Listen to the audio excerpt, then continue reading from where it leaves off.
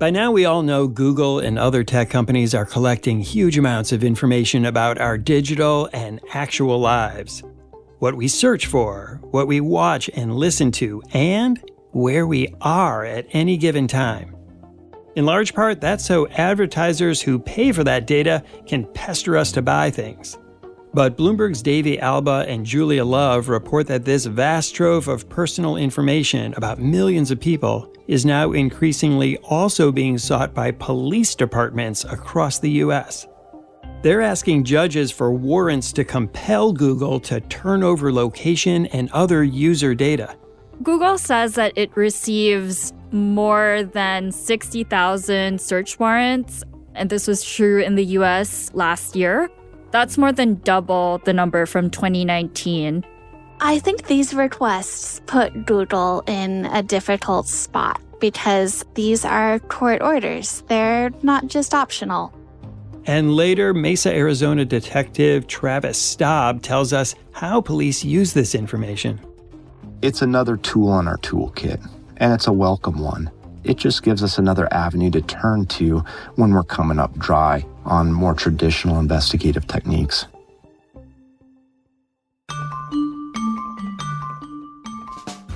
I'm Wes Kosova. Today on The Big Take, cops cast a digital dragnet.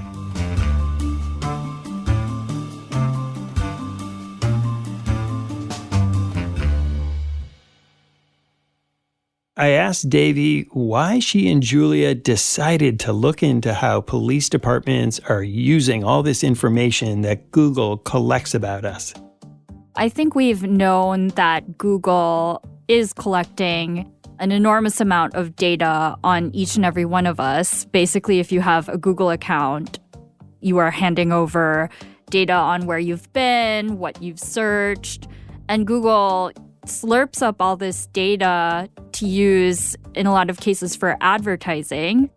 So you have all of this history that you're keeping with Google that's in your account. And it just so happens that cops are also interested in that when they are trying to solve a crime. So we suspected that there was this match between all the data that we were giving Google and users are giving Google and the way that the cops try to mine that data to solve these crimes that have taken place. And we wanted to know whether cops were using this for very serious crimes or if they were also interested in this data for petty ones, theft, graffiti, vandalism. And what we found was that this practice was incredibly widespread all over the U.S. Tiny police departments all over the country are using Google data to try to solve crimes. And the crimes weren't always necessarily serious ones. They did include some of these more minor offenses as well. And Julia, how'd you find this out?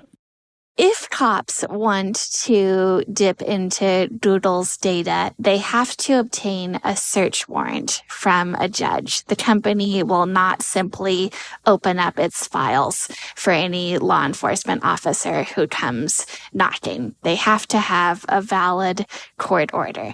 And so in order to do this, police officers will write up an affidavit that explains the crime that occurred and why they feel that Google might have information that could be helpful in building out the investigation. So we sought to get our hands on those search warrants. We knew that was the best way that we could see what cops were actually requesting. And fortunately for us, search warrants are public records, so we could actually visit the courthouses and collect them for our reporting purposes. Julia, when a police department gets a warrant for Google to give the information, what exactly are they asking for? What kind of information do they want Google to give? In the case of location warrants, this is all about where a specific device was at a particular moment in time. Google is able to pull in information from Wi-Fi hotspots, the phone's GPS, cell tower connections, and that gives them a pretty good ability to estimate where a particular device was at a given time. Within several feet, actually. And so, Davey, it seems like they're casting a pretty wide net here. They are. The way it works is the police will give, let's say, 4 coordinates. These are just X, Y coordinates on a map. And then with these 4 points, they'll draw a shape around a certain area and we'll say, okay, Google, give me all of the devices that have been in this polygon over a certain amount of time. So some of the warrants we've seen have covered just minutes. So when the police know when a crime has occurred, they can say, okay, within a 5-minute period, tell us who was in this area. But we've also seen law enforcement agencies going to Google asking them for how many devices were in this area for up to a week. Julia, can you give us some examples of times where police departments went to Google and said, we want this information? In one case, a woman's purse was stolen in the parking lot of a Target in Scottsdale, Arizona. In that case, the police sought a warrant for Google's location data, information for people who were in that parking lot at the time that the woman's purse was grabbed. In another case that we found out of Raleigh, North Carolina, a detective was warming up his car in the morning and he ran into his apartment to get something, leaving the car running. And when he came back, the vehicle had vanished with some police gear inside, including a police radio. And so the Raleigh Police Department obtained one warrant for Google's location data to see who had been in the neighborhood at the time of the crime. And Julia, what did the Raleigh Police Department say about the case? The Raleigh Police Department said that they ultimately did not recover that radio that they were seeking to find. They also said they always strive to recover stolen property. Dave, even though we all have Google accounts, these warrants don't cover, tens of millions of people. They only cover whatever devices may have been in a particular area at a particular time around a crime scene. Is that right? Yes, that is correct. But the pool of people that the cops and Google are drawing this data from is a huge pool. And that can be, incredibly invasive. Your stuff can get ensnared in these warrants. Julia, so Google gets all of these warrants telling them they have to give up information. How does the company deal with this? What's their position about all of these requests saying you have to give up the user data of your customers?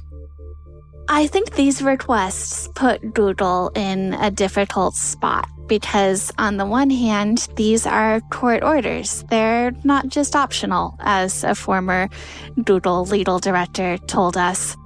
But at the same time, the company really values safeguarding its users' privacy, and so it has to walk this line between helping law enforcement with their investigations and also not letting any detective rifle through any user's data. So when Google gets a warrant to hand over some information, what do they do? Google receives thousands of requests from law enforcement in the United States each year. And so they've come up with some formulas to respond to the common requests to give their legal specialists a roadmap to follow. Law enforcement will request information about devices that were present near the time of the crime, and Google will simply provide a list of anonymous device IDs that do not reveal which person was tied to that device. Law enforcement will carefully go over this list, and they'll identify a subset of devices that they would like expanded information about to see where the device was before and after the time of the crime to help them decide who they really want to focus on. and Doodle will provide account information. That's usually the name that the account was registered under and an email address for that final batch of users. Davey, Julia said earlier that Google gets thousands of these requests for information a year. Just how many do they get? So Google says that it receives more than 60,000 search warrants, and this was true in the US last year. That's more than double the number from 2019. And the company provides at least some information in about 80% of cases. You said there's this group of people at Google whose job it is to do this. Who are they? It's a team known as the Legal Investigation Support Team, or LIS. Their whole job is to review search warrants and subpoenas, and they try to push back on as many as they can using what they have at their disposal. So let's say someone misspelled a Gmail account and it's gamil.com instead of gmail.com. Once these warrants are served to Google, Google does have an obligation to respond, a legal obligation.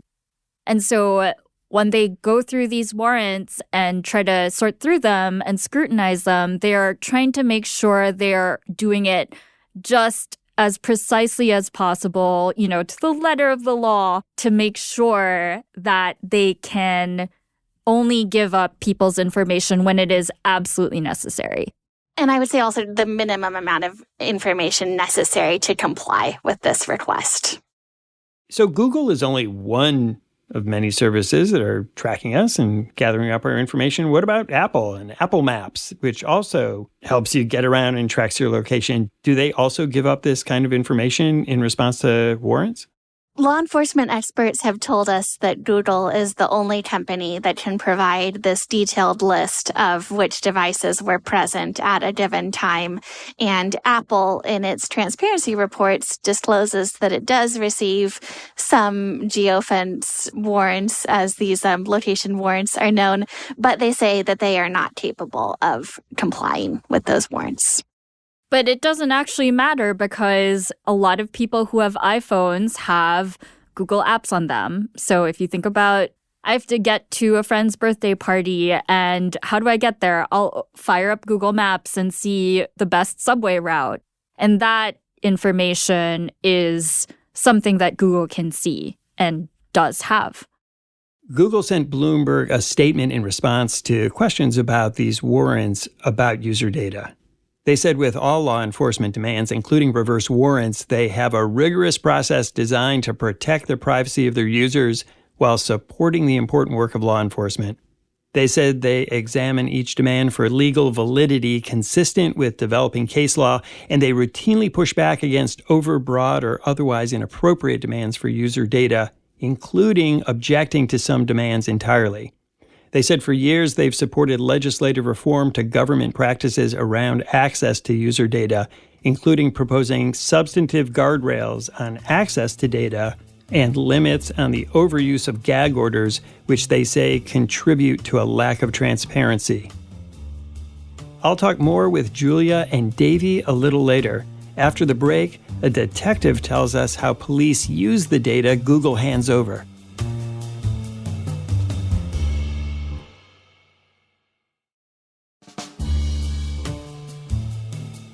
Now let's get a look at how law enforcement uses this information in real life.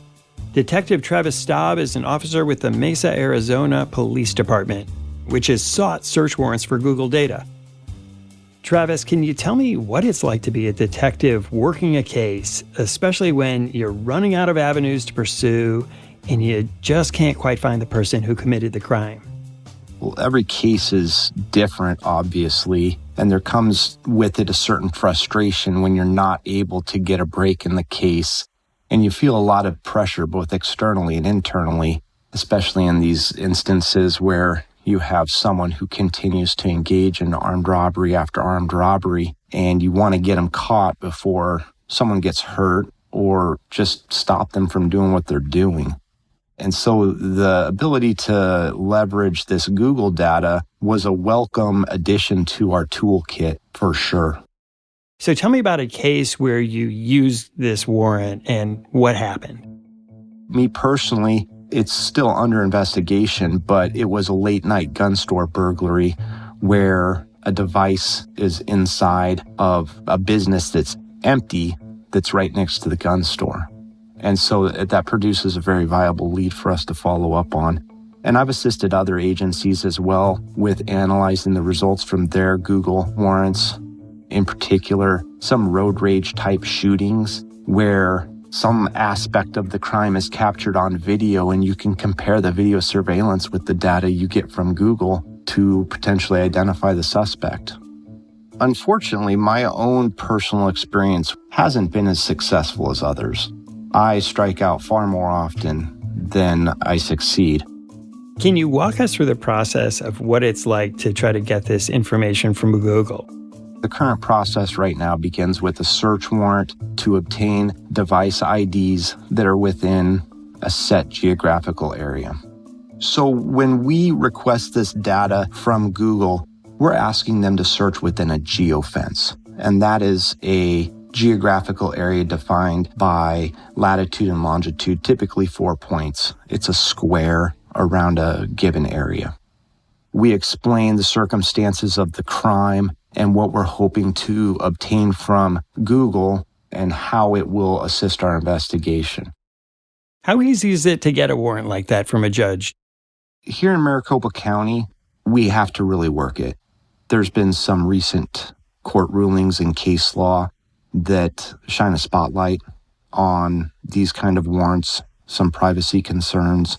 And so we work with those commissioners at our initial appearance court at the Search Warrant Center to really make sure that we're keeping our scope narrow, that we're not being overly broad, that we are doing everything we can to ensure that we're not infringing upon the privacy of those persons who are not involved in the crime but are simply in the area.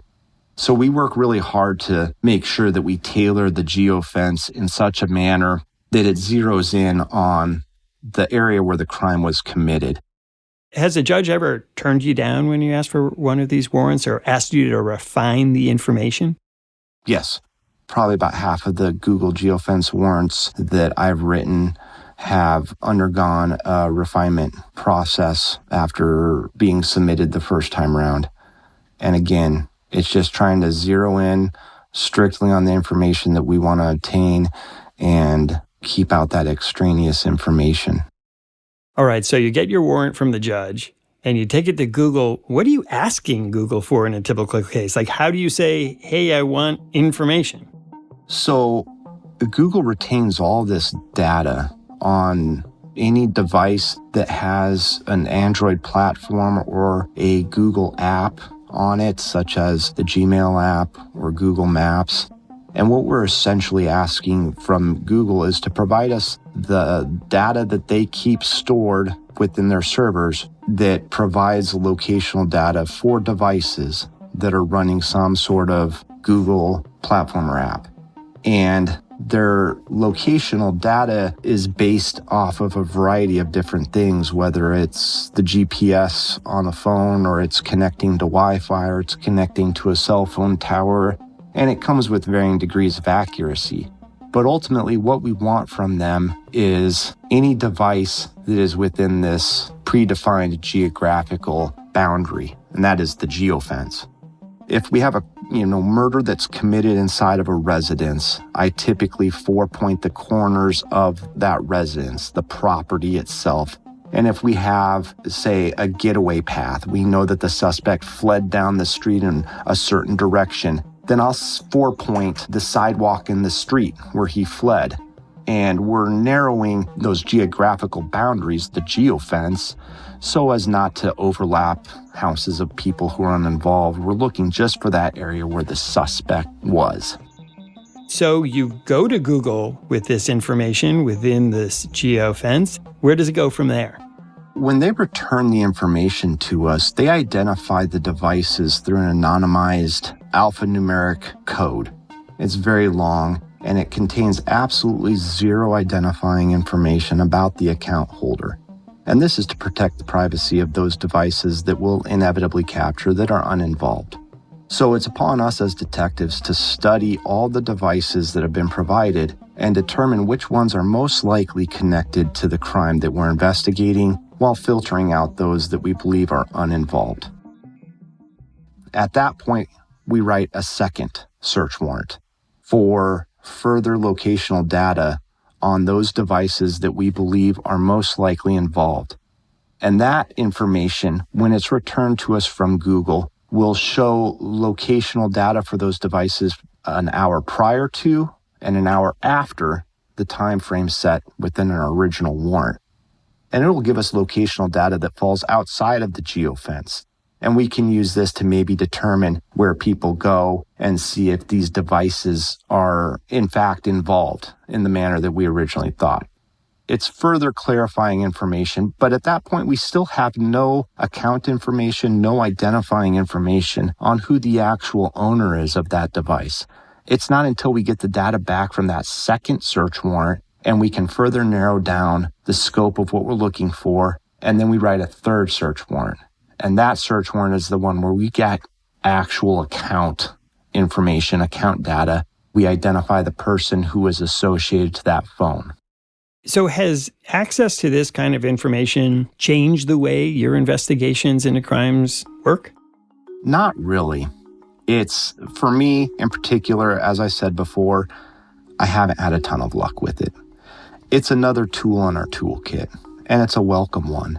But it doesn't change the fundamentals really of how we proceed with our investigations. It just gives us another avenue to turn to when we're coming up dry on more traditional investigative techniques. We want to use it as kind of a measure of last resort. There's other quicker avenues of investigation that can be taken at the beginning, and we want to go through and exhaust those first.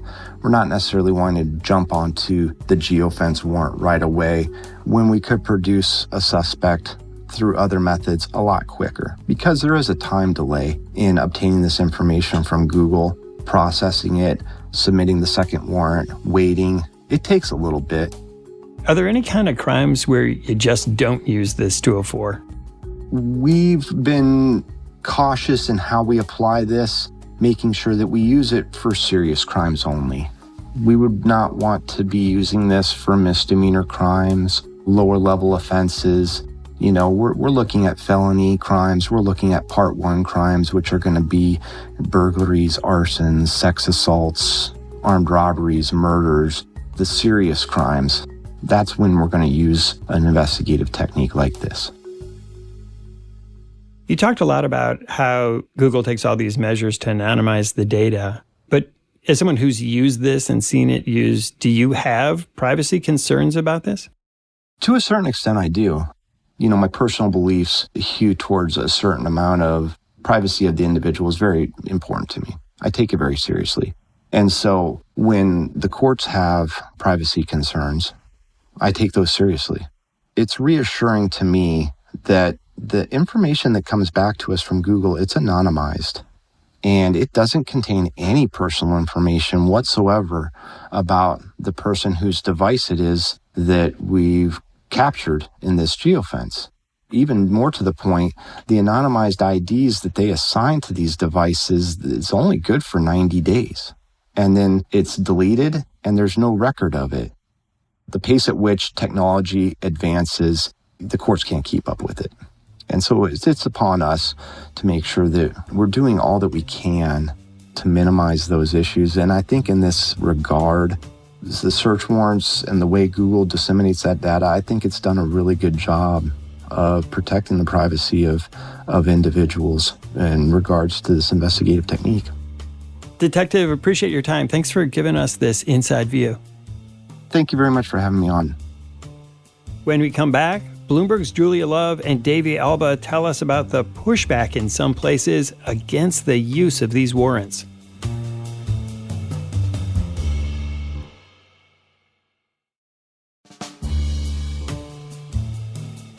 Julia, do we have any idea about whether this works?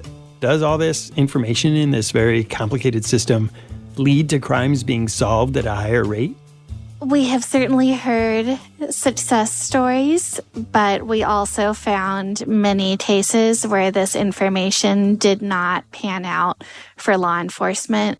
With the case of that stolen purse in Scottsdale, Arizona, the detective told me that he decided not to proceed because he didn't think that this tool was going to pan out for him. We've talked to a police officer who said that they were able to identify 2 suspects in a murder at a local park. We spoke with one detective in Arizona who told us about a victory that his colleague had with these geofence warrants, and it was a case of catalytic converter theft in a parking structure. And using a geofence warrant, they were able to find a device that was present near the power box at the exact moment that the power was shut off in the parking structure. David, we talked earlier about how a lot of people's data can wind up in one of these warrants and these requests for information. Have they ever led to people being wrongfully arrested? Yes, we do know of at least one crime from 2018 where a man in Arizona was wrongly arrested for murder based on the location of his phone. What actually happened in that case was the man had left his phone in a vehicle that, a friend took. And then the fact that the phone was in the car sort of pinpointed him as a possible suspect, but he actually was not present in that case. And he was wrongly accused and arrested. And what happened in that case? Police ultimately arrested another suspect. And he was ultimately cleared of charges. Yes. Davey, is anyone pushing back against these kinds of warrants, saying that Google shouldn't have to hand over users' data if the police ask for it? Yeah, we have spoken to law professors and privacy advocates who say that this practice is incredibly invasive and that Google should not have this data in the first place. There's an important legal battle happening in Colorado. A group of teenagers were charged with murder for an arson case that happened there a few years ago. The police found them through Google's search data for people who searched the address of the house around the time of the fire. But one of the defendants' lawyers are arguing that this was an illegal search. And so that is posing the first known challenge to the validity of this technique in the country. Davey, as you continue to report this story, what are you looking for? Where do you think it goes from here? I think that we will see more scrutiny on these practices. And we may see more public outcry from folks who are concerned that they could get ensnared in these warrants. There is that question of how the public will react to the increased practice of using warrants to locate suspects. I think there's a question about how the law will evolve to include the fact that this is now possible. So, for instance, in the case of wiretapping, that is a police technique that can only be used for very serious cases like kidnapping, murder, drug trafficking, and the like.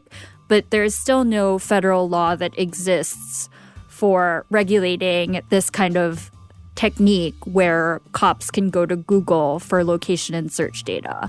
So it'll be interesting to see how that evolves. Davey, Julia, thanks so much for coming on the show. Thanks for having us. It was a pleasure. Thank you. Thanks for listening to us here at The Big Take. It's a daily podcast from Bloomberg and iHeartRadio. For more shows from iHeartRadio, visit the iHeartRadio app, Apple Podcasts, or wherever you listen. And we'd love to hear from you. Email us questions or comments to bigtake@bloomberg.net. The supervising producer of The Big Take is Vicky Vergolina. Our senior producer is Catherine Fink. This episode was produced by Sam Gebauer and Christine Driscoll. Raphael Amsili is our engineer. Our original music was composed by Leo Sidran. I'm Wes Kosova. We'll be back on Monday with another Big Take. Have a great weekend.